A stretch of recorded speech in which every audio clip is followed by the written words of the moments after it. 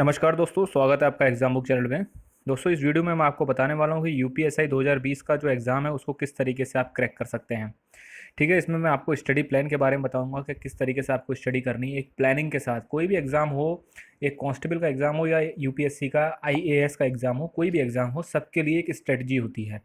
और कुछ स्ट्रेटजी ऐसी होती हैं कि जो बहुत सारे बच्चे फॉलो कर सकते हैं, कुछ ऐसी होती हैं कि हर बंदा अपनी पर्सनल स्ट्रेटजी भी बनाता है। पढ़ने की रणनीति क्या हो, कितने घंटे पढ़ा जाए, ये जो मैं आपको बता रहा हूँ ना, ये मेरे पास बहुत सारे मेल आए हैं, बहुत सारे कमेंट्स जो आए हैं उसके बेस पे ये बना रहा हूँ। और उसमें बहुत सारे बच्चों ने मुझसे डिमांड करी कि सर स्ट्रेटजी की एक जो है वीडियो वो आप बना दीजिए, किस सब्जेक्ट पर जो है सबसे ज़्यादा फोकस किया जाए। तो इन सबके बारे में बात करते हैं। चलिए देखते हैं दोस्तों। सबसे पहले है स्टडी प्लान। देखिए, स्टडी प्लान का मतलब यह है कि देखिए, आपके जो पेपर है उसमें 4 पोर्शन होंगे। ठीक है, 4 पोर्शनों में 40-40 मार्क्स होंगे, 40-40 मार्क्स। ठीक है, और टोटल मतलब 160 मार्क्स होंगे। 35% का इसमें आपका मिनिमम कट ऑफ होगा। मतलब मिनिमम मतलब एक सब्जेक्ट में आपको 35% आपको मार्क्स लाने ज़रूरी हैं आफ्टर नॉर्मलाइजेशन। ठीक है, 2016 का जो केस है वो इसीलिए फंसा हुआ है कि उसमें आफ्टर नॉर्मलाइजेशन करना है या बिफोर नॉर्मलाइजेशन करना है, ये चीज़ है, क्योंकि वो नोटिफिकेशन में क्लियर नहीं है। इस बार सब क्लियर होके आएगा। फिर बात करते हैं, सबसे पहले एक एक सब्जेक्ट की बात करते हैं, फिर मैं सारी की सारी चीज़ें आपको क्लियर कट बताता रहूँगा। और मेरी ये रिक्वेस्ट है कि आप ये वीडियो पूरा देखिए, क्योंकि ये हो सकता है आपकी जो है लाइफ चेंज कर दे, या फिर आपको जो आपका कन्फ्यूजन है किसी चीज़ को लेके वो आपको दूर कर दे। सबसे पहले बात करते हैं हिंदी की। देखिए, हिंदी का बात जो है, हिंदी में ये है कि हिंदी एक ऐसा सब्जेक्ट है जिसमें आप अच्छा स्कोर कर सकते हैं, और मेरी मानिए तो ज़्यादा ही स्कोर करना, क्योंकि ये एक ऐसा सब्जेक्ट है जिसमें कोई फॉर्मूला नहीं लगता है, कोई इसमें मतलब एक तरीके से किसी भी तरीके की कोई ट्रिक्स नहीं होती इतनी ज़्यादा। ठीक है, कि सॉल्व करने की ट्रिक्स ये होती है, ये होती है। ये कहने के लिए तो एक सिंपल सब्जेक्ट है, और एक दूसरा पॉइंट इसका ये भी है कि ये थोड़ा सा टफ सब्जेक्ट है। ठीक है, इसमें बहुत सारे आपके जो है, मैंने जो वीडियोस बनाई हैं कि आपका कौन से पोर्शन से कौन सा आपका जो है कितने मार्क्स का क्वेश्चन आए 2016-17 का जो एग्ज़ाम था। ठीक है, और एक चीज़ और मैं बता दूं कि 2016 में जो एग्ज़ाम हुआ था, 2016 में जो नोटिफिकेशन आया था जिसमें 3307 की वैकेंसी थी, 2017 जुलाई में उसका पेपर हुआ, जो कि आउट हो गया पेपर। फिर 2017 में दिसंबर में जो है उसका पेपर जो था वो दोबारा किया गया। तो बहुत सारे बच्चे 2016-17 के एग्ज़ाम अलग अलग नहीं थे, वो 2016 की वैकेंसी थी जिसका 2017 में 2 बार एग्ज़ाम हुए, जिसमें एक बार आउट हुआ, दूसरी बार वो एग्ज़ाम सफल हुआ। ठीक है, तो बात कर रहे थे हम हिंदी की। हिंदी में क्या है, हिंदी में मैंने सारी सब्जेक्टों की जो है आपकी वीडियो डाल चुका हूँ मैं, कि कौन से आपके सब्जेक्ट से कितने मार्क्स के क्वेश्चन आ रहे थे। एक एक आप रेफरेंस के लिए वो वीडियोस जरूर देख लीजिए, उससे आपको एक क्लियर इमेज पता चल जाएगी कि मुझे अपनी तैयारी किस साइड में ले जानी है। हिंदी में मैं बस आपसे ये कहना चाहता हूँ, हिंदी में आप सब कुछ पढ़िए। ठीक है, मैंने हिंदी की एक ही बुक बताई है, मैं बार बार बुक कोई ज़्यादा बुक, मैं किसी भी सब्जेक्ट के लिए मैं ज़्यादा बुक नहीं बताता हूँ। और जो लड़के वास्तव में सीरियस एस्पिरेंट है ना, मैं आपसे रिक्वेस्ट करता हूँ कि एक बुक से या 2 बुक से ज़्यादा रखना ही मत। अदरवाइज़ अगर आप ज़्यादा बुक्स के चक्कर में पढ़ते हो, ज़्यादा मटेरियल के चक्कर में पढ़ते हो कि यहाँ से मूल विधि पढ़ लूँ, कि वहाँ से भी पढ़ लूँ, कि यहाँ से भी जीएस पढ़ लूँ, कि वहाँ से भी मैथ पढ़ लूँ, गारंटीड आपका जो है नॉट सेलेक्टेड में नाम होगा। गारंटीड, मैं इस चीज़ को बोल सकता हूँ, क्योंकि इतना कन्फ्यूजन पैदा हो जाएगा वहाँ पे कि आपके कॉन्सेप्ट ही क्लियर नहीं हो पाएंगे। आपका आता हुआ जिस सब्जेक्ट में सबसे ज़्यादा आप कॉन्फिडेंस होंगे, उसी में सबसे लोएस्ट मार्क लेके आएंगे। ठीक ना माने तो उन बच्चों से पूछ लीजिए जो 2016 में फेल हो चुके हैं। तो हिंदी में जो है आपका लूसेंट, लूसेंट को कम से कम आपको 6 बार पढ़ना है।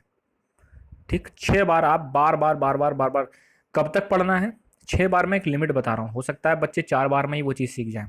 जब किसी बुक में आपको दोबारा उसको रिवाइज करने में या दोबारा पढ़ने में कुछ नई चीज़ नज़र ना आए, तो समझ लीजिए आपने वो बुक बहुत अच्छे से पढ़ चुकी है। एक बार रीड करेंगे, दूसरी बार रीड करेंगे, तो हो सकता है जो एक बार रीडिंग में आपको चीज़ें उसमें ना पता चल रही हो वो दूसरी बार रीडिंग में आए। तीसरी बार रीड करेंगे तो और कुछ चीज़ नहीं आएंगी। जब आप चौथी बार क्वेश्चन सॉल्व करने के बाद फिर दोबारा उस टॉपिक पे जाएंगे, ठीक है, फिर हो सकता है कि आपको जो है कुछ और चीज़ नज़र आए। जब तक उस सब्जेक्ट को रिवाइज करना है, जब तक आपका जो है उसमें से चीज़ें नई नज़र आना ना बंद हो जाए। हिंदी में, हिंदी में दूसरा एक चीज़ और है, जैसे आपके तत्सम तद्भव हो गए, आपका जो है मुहावरे, लोकोक्तियाँ, और आपका जो है संधि। ठीक है, और आपके पर्यायवाची, ठीक है, विलोम शब्द, ये ऐसी चीज़ें हैं जो कि आपको मल्टीपल टाइम रिवाइज करनी पड़ेंगी। ये आप ऐसा नहीं एक बार आपने पढ़ा और जो है वहाँ पे सीधे जाके आप कराए, ऐसा नहीं होता है। ठीक है, इसको आप बार बार जो है रिवाइज करते रहिए।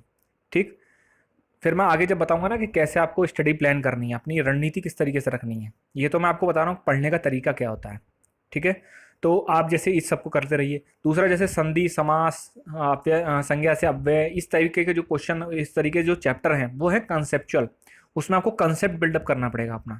आप संधि को ऐसे ही जाके नहीं उठा के नहीं कर सकते क्वेश्चन कोई भी, जब तक आपका संधि में कंसेप्ट आपके क्लियर नहीं है।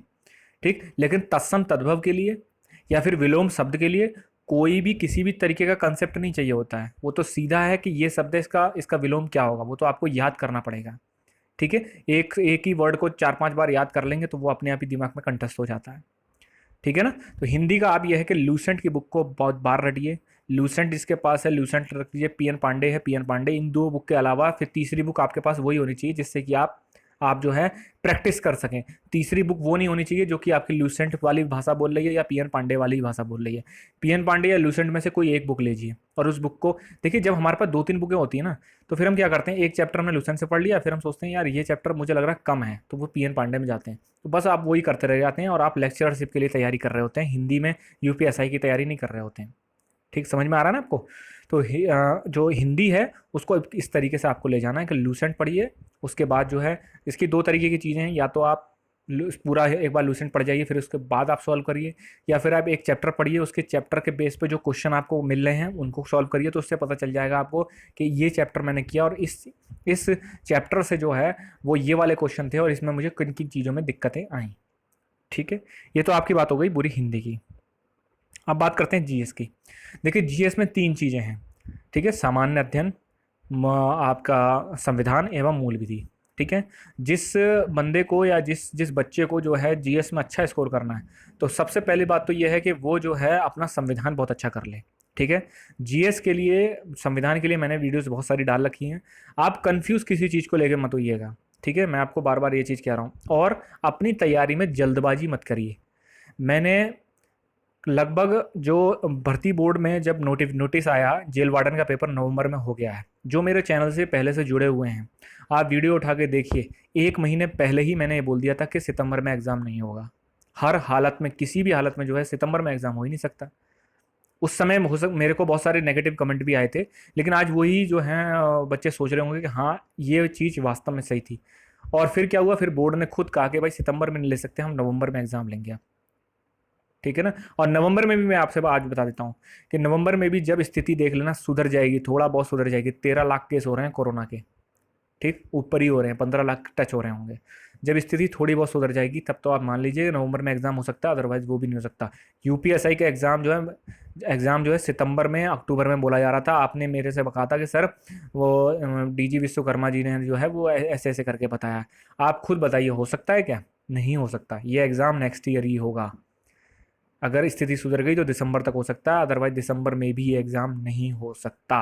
अगर हो जाए तो अनसब्सक्राइब कर देना तुरंत। ठीक है, तो जीएस की तैयारी कैसे करनी है?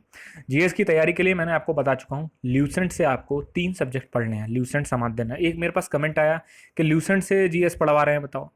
ल्यूसेंट को आपने अभी ठीक से नहीं पढ़ा है। लूसेंट वो बुक है कि किसी ने अगर ठीक से कर लिया ना तो छोटे मोटे जो वनडे एग्जाम होते हैं ना, इसमें तो वो धुआं निकाल देगा जीएस के पेपर के। उस बुक की सबसे बड़ी प्रॉब्लम यह है कि उस बुक को याद करना बहुत मुश्किल है, और जो बच्चा उसको याद कर लेता है ना वो किसी चीज़ में मात नहीं खाता है। फैक्चुअल नॉलेज तो उसको भंडार हो जाता है। ठीक है, तो हमें फैक्चुअल नॉलेज ही चाहिए। जीएस में आपको लूसेंट की सामान्य अध्ययन किताब लेनी है मेरी, जो जिसमें मैंने बताया कि जीएस में कहाँ कहाँ से कौन कौन से सवाल आए थे। ठीक है, वो आप जाके जरूर देख लीजिए। और मैं आई बटन पे ऊपर, वीडियो के ऊपर एक आई बटन होता है, उसमें जाके देख लीजिए, मैं सारी वीडियोज़ वो डाल दूंगा। ठीक है, तो जीएस में लूसेंट में आपको हिस्ट्री में तीनों, एंशियंट, मेडाइवल और मॉडर्न, तीनों आपको पढ़नी है लूसेंट से। उसके बाद आपको भूगोल पे जाना है। भूगोल में भी आपको लूसेंट से पढ़ना है। तीसरे नंबर पे आपका साइंस। ये 3 चीज़ें जो हैं आपको लूसेंट से पढ़नी है, चौथी आपको लूसेंट से नहीं पढ़नी है। इन 3 चीज़ों के अलावा जो भी चीज़ हैं वो बाकी सारी मैं आपको प्रोवाइड कराऊंगा। और इन 3 चीज़ों में भी मुझे जो लगता है कि हाँ ये आपको पढ़ना आवश्यक है, ये ज़रूरी है, वो भी मैं आपको जो है हिस्ट्री में भी बताऊंगा, भूगोल में भी बताऊंगा, साइंस में भी बताऊंगा, एनवायरमेंट में, सब कुछ कंप्लीट कराऊंगा आपका जीएस का। ठीक है, और आप जो है जब कुछ क्वेश्चन सॉल्व करेंगे तो आपको खुद पता चल जाएगा कि हाँ जो चीज़ जो है चैनल पे मैंने बताई है वो चीज़ आपकी जो है आती है। संविधान के लिए मैं जो आपको वीडियो प्रोवाइड करा रहा हूँ, आपको संविधान के लिए वहीं तक सीमित रहना है। बहुत सारे क्या बच्चे कह रहे हैं लूसेंट पढ़ लूँ और या फिर मैं मंथन की पढ़ लूँ। भाई आपको पीसीएस की तैयारी नहीं करनी है, आपको इसी के लिए करनी है। आपके पास टाइम है तो आप पढ़ सकते हो। अगर आपको कोई बंदा लूसेंट, आपको परीक्षा मंथन और 2-3 बुक्स की अगर आपको समरी दे रहा है, आपके कंसेप्ट क्लियर करा रहा है, तो जब आपको कोई भी चीज़ थाली में परोस के दी जा रही है तो आप क्यों बनाओगे उस चीज़ को? मर्जी आपकी है, टाइम है, आप पढ़ सकते हो अपने कंसेप्ट बिल्डिंग के लिए, लेकिन मैं जो चीज़ प्रोवाइड करा रहा हूँ वो आप एक बार देखिए, उसके बाद ही आप पढ़ना शुरू करिए, क्योंकि बहुत बड़ा सिलेबस है। ठीक है ना? तो संविधान ये हो गया। मूल विधि, मूल विधि के लिए जितनी भी अब मैं आपकी संतुष्टि के लिए ये तो बता सकता हूँ, मूल विधि के लिए वो बुक पढ़ लीजिए, लेकिन बुक पढ़ने से मूल विधि नहीं निकलने वाली। ठीक है? मूल विधि को निकालने के लिए मैंने आपको पहले ही बताया कि मूल विधि के लिए मैं 2 से 3 लेक्चर ले लूँगा, आपको सारे नोट्स प्रोवाइड करा दूंगा, और नोट्स भी कुछ नहीं, मुश्किल से 20 पेज के नोट्स हैं वो। ठीक है? आपको 250 के बुक की किताब नहीं, आपको मात्र 20 पेज पढ़ने हैं, लेकिन मैं अभी आपको वो नहीं दे सकता। अब क्यों नहीं दे सकता? कि यार मूल विधि में 5 क्वेश्चन आएंगे, आप 35 क्वेश्चन की तैयारी नहीं कर रहे हो, आप 5 क्वेश्चन की तैयारी कर रहे हो। इनपुट आउटपुट रेशियो तो देख लो उसका। नहीं, मूल विधि लेकिन जरूर करनी है। मैंने हजारों बार बताया बच्चों को कि मूल विधि अभी मत करिए। मूल विधि इतनी चीज़ आसान है मूल विधि कि आप लास्ट में कर लोगे, आराम से कर लोगे। मैं 1.5 महीने 2 महीने पहले ही आपको मटेरियल प्रोवाइड करा दूंगा मूल विधि का पूरा। ठीक है? जिससे कि जब मैं लास्ट में प्रैक्टिस सेट निकालूँ आपके ऑनलाइन, तो वो जो है आप अच्छे से सॉल्व कर सकें। तो ये तीनों चीज़ें हो गई हैं आपकी। ठीक है? फिर बात आते हैं मैथ्स में। मैथ्स के लिए मैंने आपको बता चुका हूँ कि कौन से पोर्शन से कितने सब्जेक्ट्स आए थे, क्या आया था। ठीक है? और मैथ्स में जो लोग बिल्कुल ही कमज़ोर हैं मैथ्स के लिए, ठीक है, उनके लिए भी मैं आगे चीज़ें बताऊंगा कि किस तरीके से आपको जो है चीज़ें करनी है, कौन सी नहीं करनी है, वो आगे मैं बताता रहूँगा आपको। तो मैथ्स में आपको क्या है कि मैथ्स में मैंने आपको उस वीडियो में आपको बताया कि मैथ्स में एडवांस से जो बच्चे घबराते हैं, तो एडवांस से 1 2 3 मैक्स टू मैक्स 4 क्वेश्चन आ रहे हैं एडवांस से। ठीक है? और एडवांस में भी कुछ नहीं है, एडवांस में भी ज्योमेट्री है और अलजेब्रा है, वो भी अलजेब्रा बहुत हल्का है, ज्योमेट्री बहुत हल्की है। अगर आप उसको स्किप भी करते हो तब भी आपके पास 36 क्वेश्चन रह जाते हैं करने को। अगर आप ढंग से आपका जो है जो आपकी क्वांट्स है, ठीक है, अंकगणित है, अगर वो भी करके चले जाते हो तब भी आप आराम से स्कोर वहाँ कर सकते हो। अब आगे मैं बताऊंगा जो लोग बहुत ही दिग्गज हैं मैथ में वो किस तरीके से करें, और जो लोग बहुत लोएस्ट हैं, बिल्कुल लो हैं मैथ में, वो किस तरीके से करेंगे, वो आगे बताऊंगा मैं। ठीक है? इस तरीके से आप जो है मैथ कर सकते हैं। बुक्स लिस्ट भी मैंने उसी में दे रखी है। वो बुक लिस्ट जो है वो मैंने रिकमेंड करी है बहुत बच्चों को, उनको फ़ायदा हुआ, और मैंने भी उसको जो है रिकमेंड किया। मैंने भी जब क्या नाम है उसको पढ़ा था। बहुत अच्छी किताबें हैं वो जो मैंने आपको बताई हैं। रीजनिंग, रीजनिंग का सिलेबस बहुत ज़्यादा वास्ट है। रीजनिंग के लिए मैं आपको बुक बता चुका हूँ। रीजनिंग के लिए मैं आपको बता चुका हूँ कि कौन सी सब्जेक्ट से कौन से टॉपिक से कितने क्वेश्चन आ रहे हैं। ठीक है? तो आप जाके वो वीडियो जरूर देख लीजिए। रीजनिंग की शुरुआत कहाँ से करनी है? नॉन वर्बल से करनी है रीजनिंग की शुरुआत। क्योंकि देखिए हमारा माइंड जो होता है ना, अभी जैसे बहुत सारे बच्चे घबराए हुए हैं कि यार मेरी तो बिल्कुल तैयारी नहीं है, मेरी तो बिल्कुल तैयारी नहीं है।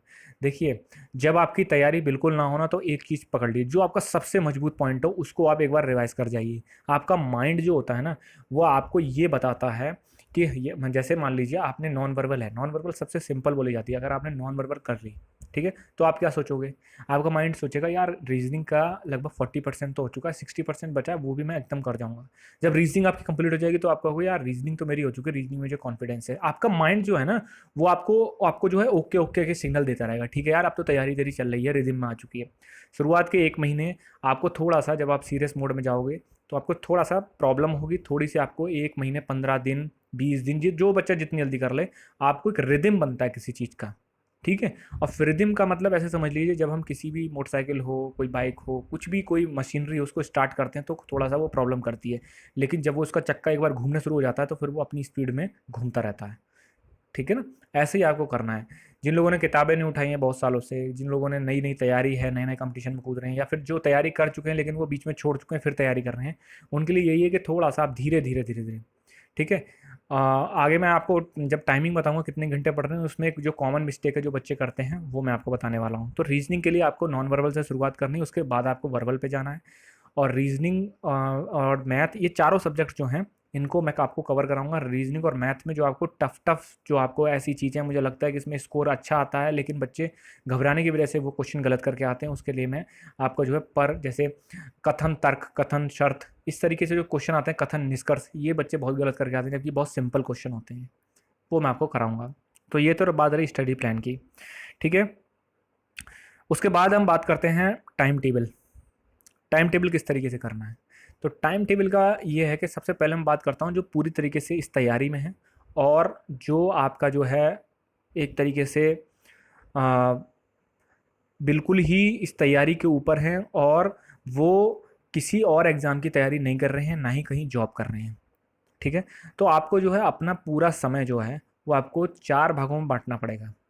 4 भागों में बाँटना पड़ेगा। 4 भागों में आपको क्या करना है कि आपको 4 भागों में 3 सब्जेक्ट को कवर करना है। ठीक है? शुरुआत में आप 2 ले लीजिए, 2 सब्जेक्ट को ले लीजिए, फिर धीरे-धीरे करके जब आपका रिदम बन जाए तब आप 3 सब्जेक्ट ले लीजिए। या मैथ ले लीजिए या फिर मैथ, हिंदी, जीएस ले लीजिए। ठीक है? या फिर मैथ, रीज़निंग, हिंदी ले लीजिए। कुछ कोई भी 3 सब्जेक्ट आप उठा सकते हैं। शुरुआत में 2 उठाना। शुरुआत में जब आपकी नई-नई तैयारी हो तो 2 उठाना, 2 सब्जेक्ट कोई भी। ठीक है? सुबह-शाम ले लिया। 4 स्लॉट में आपको टाइम कैसे बताना है, सुबह पढ़िए, ठीक है? फिर थोड़ा-सा आप जो है दोपहर में पढ़ लीजिए, फिर थोड़ा-सा शाम को पढ़ लीजिए, फिर रात में पढ़ लीजिए। ठीक? इस तरीके से आप जो है उसको पढ़ सकते हैं। या फिर टाइम टेबल जो होता है वो अपने हिसाब से बनाया जाता है। हो सकता है बहुत सारे बच्चे जॉब में हों, जॉब के लिए मैं थोड़ा-सा बाद में आपको बताऊँगा कि जॉब में रहते हुए या फिर बहुत सारे बच्चे जो 49,000 वाली भर्ती में हो चुके हैं, वो बहुत ज़्यादा घबराए हुए हैं। उनको भाई यूपीएसआई है, डबल स्टार है, ठीक है? सबको चाहिए होती है वो। ठीक है? तो टाइम टेबल का यही है कि टाइम टेबल आपको अपने हिसाब से करना पड़ेगा। या फिर दूसरी बात ये है कि आपको जो है टाइम टेबल बनाते समय ये ज़रूर देखना है कि इतना भी ज़्यादा टफ टाइम टेबल ना हो कि उसमें आप 1 हफ्ते भी टिक ना पाएँ। ठीक? चाहो आप 1-1 घंटे पढ़िए, क्युमुलेटिव स्टडी कर लिए, या फिर आप जिसको किसी-किसी को आदत होती है वो 1 घंटा पढ़ेगा, फिर थोड़ा-सा रेस्ट करेगा, फिर 1 घंटा पढ़ लेगा, ऐसे होती है। फिर कोई-कोई ऐसे होते हैं जो लेके बैठते हैं तो 4 घंटे तक लेके ही बैठते हैं, तो उनसे मत घबराइए। ठीक है ना? वो 4 घंटे पढ़ेंगे अगर, और आप अगर 4 बार में 4 घंटे पढ़ोगे तो वो बात एक ही है। कोई दिक्कत नहीं है, आपका सिलेबस कंप्लीट होना चाहिए बस। ये नहीं कि मतलब एक दिन में बैठे 18 घंटे पढ़ लिए और अगले दिन में बैठे तो भाई 2 घंटे की पढ़ाई नहीं हो पा रही है। ये मत करिएगा। ठीक है? बहुत ही लूज़ और बहुत ही सिंपल टाइम टेबल होना चाहिए जिससे जो कि आप, और उसमें हर चीज़ लिखिए टाइम टेबल में। मैं इतने समय सोऊँगा, मैं ये करूँगा, मैं वो करूँगा, सब कुछ लिखिए आप। ठीक है?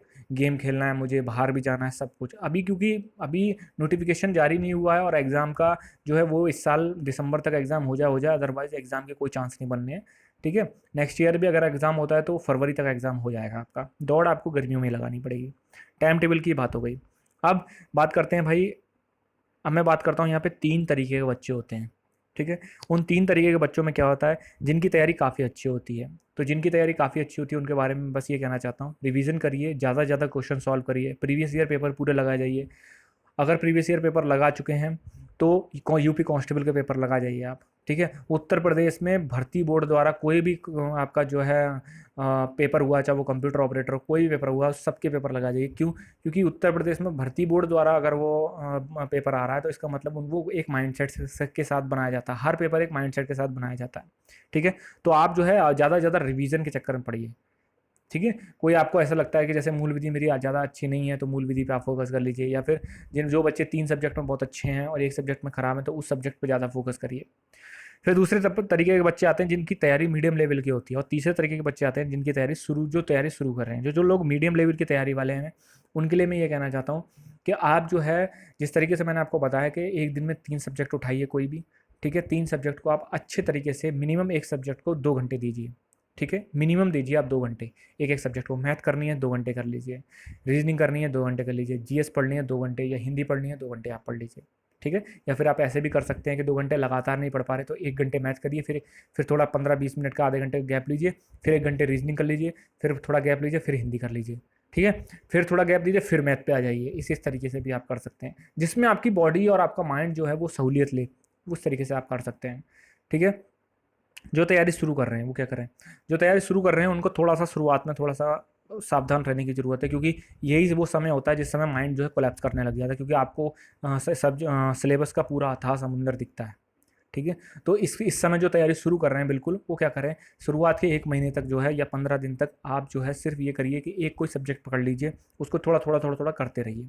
फिर जब 15 दिन के बाद आपको लगे कि हाँ ठीक है, अब मेरा तैयारी मोड में आ चुका हूँ मैं, फिर आप 2 सब्जेक्ट ले लीजिए।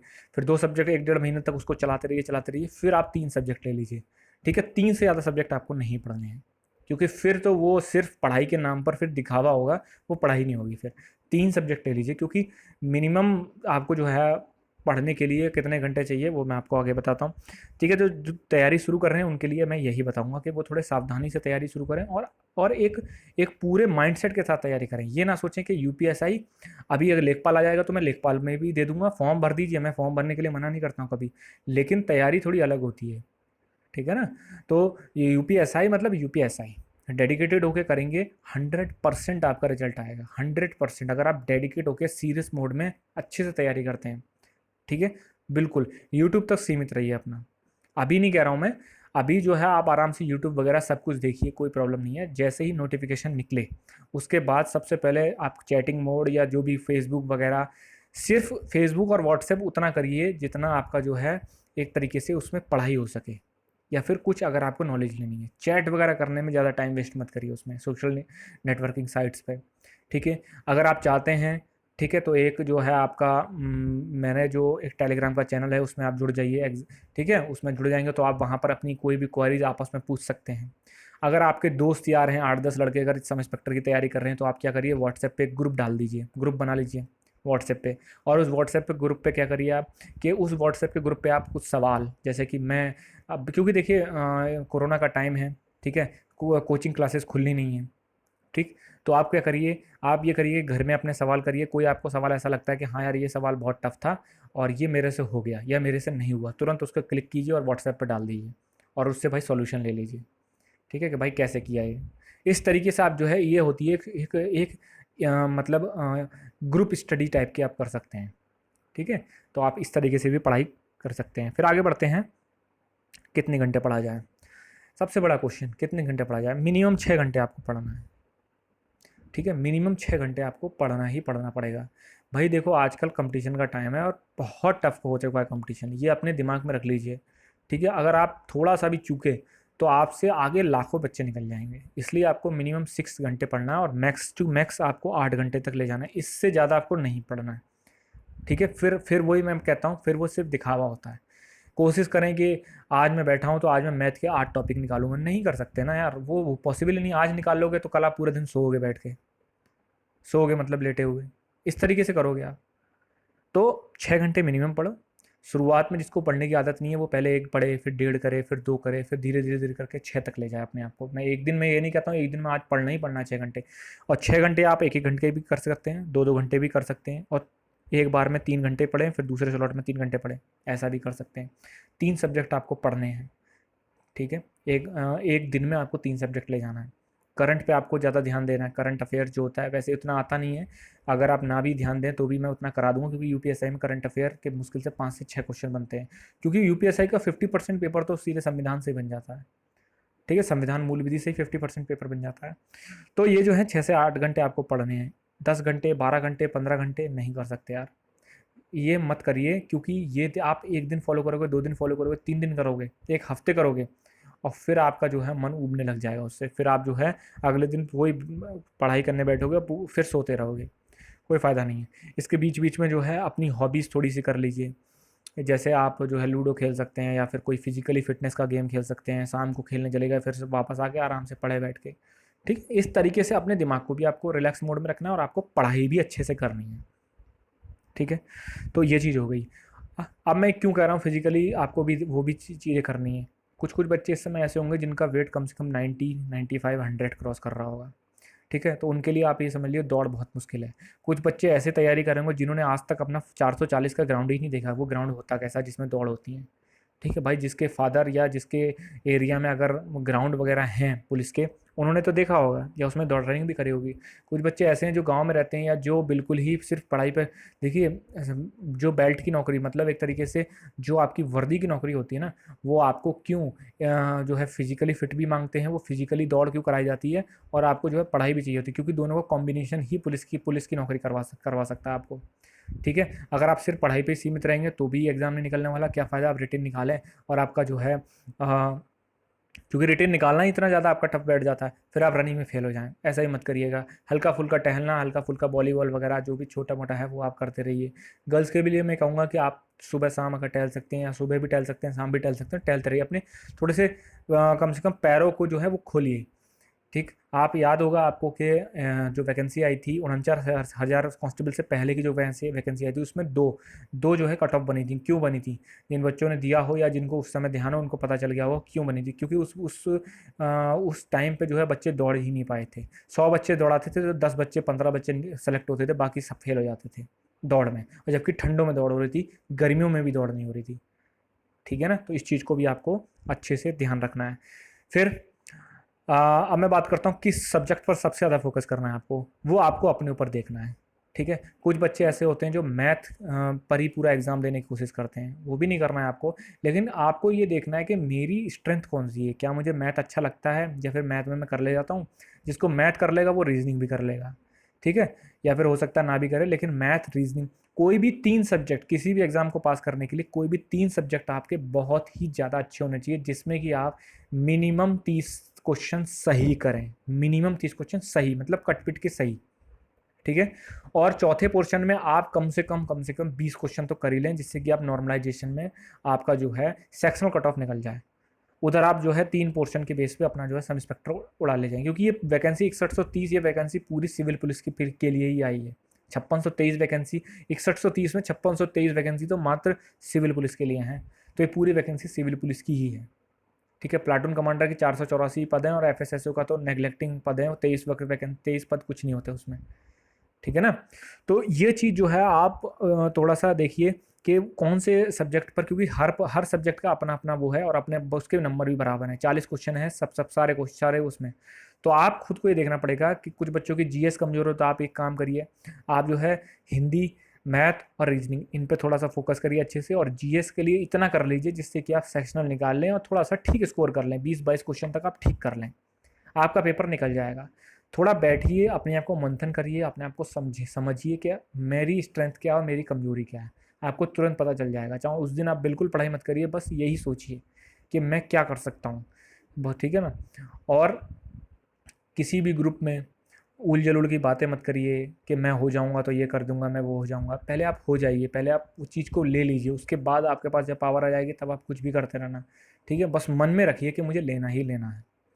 ठीक, जो जो बच्चे परिवार से थोड़ा सा परेशान है, समाज के तानों से परेशान है या खुद से परेशान है, तो उनके लिए मैं बस यही कहना चाहता हूँ कि बहुत बड़ी अपॉर्चुनिटी है, इसके बाद नहीं आएगी। तो अपनी पूरी ताकत झोंक दीजिए इसमें, जितना आपको फुल स्ट्रेंथ है सब झोंक दीजिए। फिजिकल आपकी कोचिंग क्लासेस होने नहीं, इसलिए आपको पूरी तरीके से यूट्यूब पे डिपेंड होना पड़ेगा। और यूट्यूब पे बहुत अच्छे अच्छे चैनल हैं, मैं ये नहीं कहता हूँ, अगर आप ठीक तरीके से चैनलों को पकड़ लेते हो, ठीक है, तो आप जो है बिल्कुल ले जाएंगे, आराम से ले जाएंगे। ठीक है, तो ये तो हो गया आपका। फिर मैं बात करता हूँ जो बच्चे जॉब में हैं। पहले मैं बात करता हूँ जो इस समय वास्तव में जॉब कर रहे हैं वो क्या करें। तो भैया आपको थोड़ा टाइम निकालना पड़ेगा। ठीक है, जॉब के लिए मैं आपको ये कह सकता हूँ, सुबह टाइम निकालिए और शाम को टाइम निकालिए। सुबह ऑफिस जाने से पहले का टाइम निकाल लीजिए 2 घंटे, और फिर बाद में आपका 2 से 3 घंटे 4 घंटे का आप टाइम निकाल लीजिए। ठीक है, थोड़ा सोना कम कर दीजिए, थोड़ा सा खाना कम कर दीजिए। ठीक है ना, क्योंकि खाने खाएँ रात में खाएंगे तो नींद जल्दी आ जाएगी। थोड़ा ही कह रहा हूँ मैं, ये नहीं पूरा त्याग दिया। ठीक है ना, तो आपको थोड़ा सा एडजस्ट करना पड़ेगा, बहुत प्रॉब्लम होती है, ये बात तो मैं मानता हूँ। 49,000 वाले जो वैकेंसी के बच्चे हैं या फिर जो ट्रेनिंग में जाने वाले बच्चे हैं, उनके लिए बस मैं ये कहना चाहता हूँ कि जब तक आप ट्रेनिंग में नहीं जा रहे तब तक आप ज़्यादा से ज़्यादा, और जब तक आप ट्रेनिंग में नहीं जा रहे हैं तो सबसे पहले आप वो टॉपिक कर लीजिए, वो आप सब्जेक्ट कर लीजिए जो आपको टफ लगता है।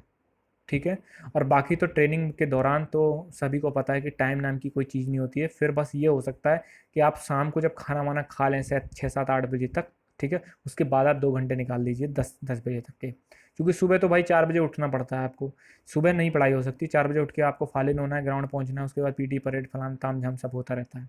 ठीक है, एक चीज़ और, जेटीसी जब होगी आपकी, ये चीज़ आप ध्यान रखना, जेटीसी के समय जो है कोई किसी भी तरीके की क्लासेस नहीं लगती हैं। ठीक है, तो आपको बीच में दोपहर में अच्छा खासा टाइम मिल जाता है। सीरियस बच्चे उस टाइम को बिल्कुल निकालें, बिल्कुल भी एक तरीके से आप जो है किसी भी तरीके का फालतू में टाइम जो है वेस्ट ना करें।